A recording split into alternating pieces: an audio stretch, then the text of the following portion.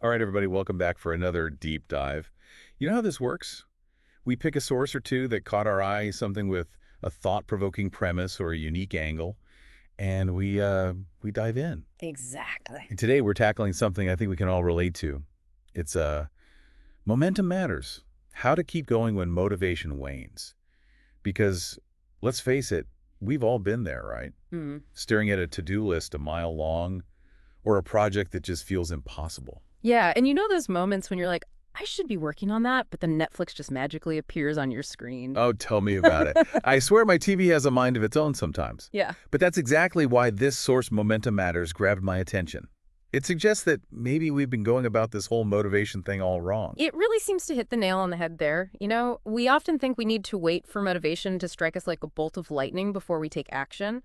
But what if we've got it backward? What if motivation isn't the starting point, but the result? Okay, I'm intrigued.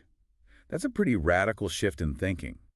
So instead of waiting for this magical burst of motivation, we should be focusing on something else. Right. Instead of waiting for motivation, we should be focusing on building momentum. Momentum, huh? So how does that actually work? Well, think of it this way. Have you ever noticed how once you start doing something, even if it's a small task, it becomes easier to keep going? Yeah, totally. It's like once I get over that initial hurdle of just starting, things kind of flow. Exactly. That's momentum in action. It's like a snowball rolling downhill. Hmm. The more it rolls, the bigger and faster it gets. And that's why this source argues that focusing on small wins is crucial. Small wins, like what? It could be anything, really. Crossing off a task on your to-do list, finishing a chapter of a book, even just getting out of bed on those days when you'd rather stay under the covers. Okay, I'm starting to see the connection here. Mm. So by celebrating these small wins, we kind of trick ourselves into building momentum without needing that initial burst of motivation. Exactly. It's like giving yourself a little pat on the back every step of the way, which reinforces that feeling of accomplishment and makes you want to keep going. Makes sense to me. But let's be honest, there are days when even those small wins feel hard to come by. What about those days when you're just completely stuck in a rut? Well, that's where this source offers some practical strategies that I think are really helpful.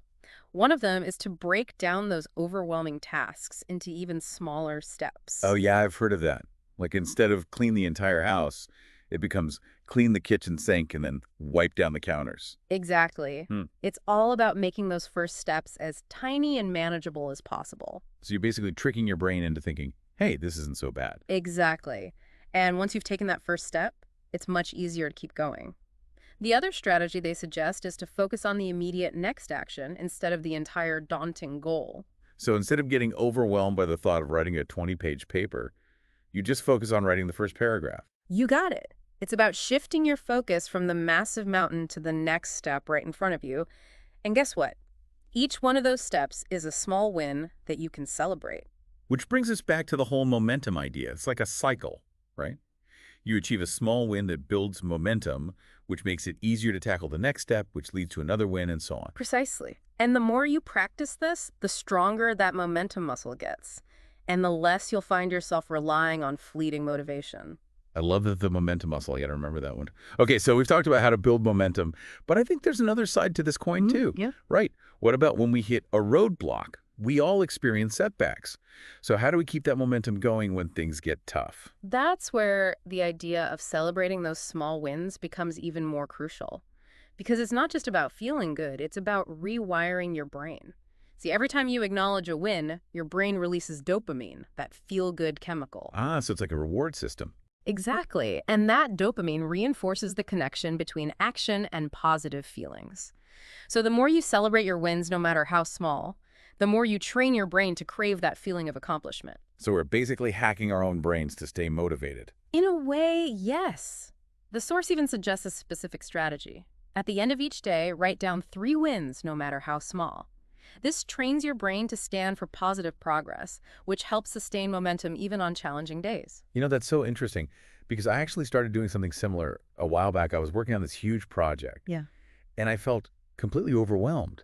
But then I started making a list of all the little things I accomplished each day. And you wouldn't believe how much it changed my mindset. It's amazing how powerful those little shifts in perspective can be, right? Totally.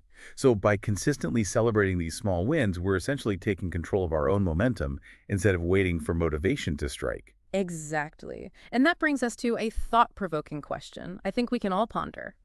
What if, instead of waiting for motivation, we focused on creating our own momentum? What could we achieve if we harness that power consistently? Now that is a question worth chewing on. So to wrap things up, folks, remember, you don't have to wait for motivation to show up. You have the power to create your own momentum, one small win at a time. And who knows, maybe those small wins will eventually lead to some pretty amazing accomplishments. You never know. Thanks for joining us for this deep dive into Momentum Matters. Until next time, keep those momentum muscles flexed. See ya! Bye.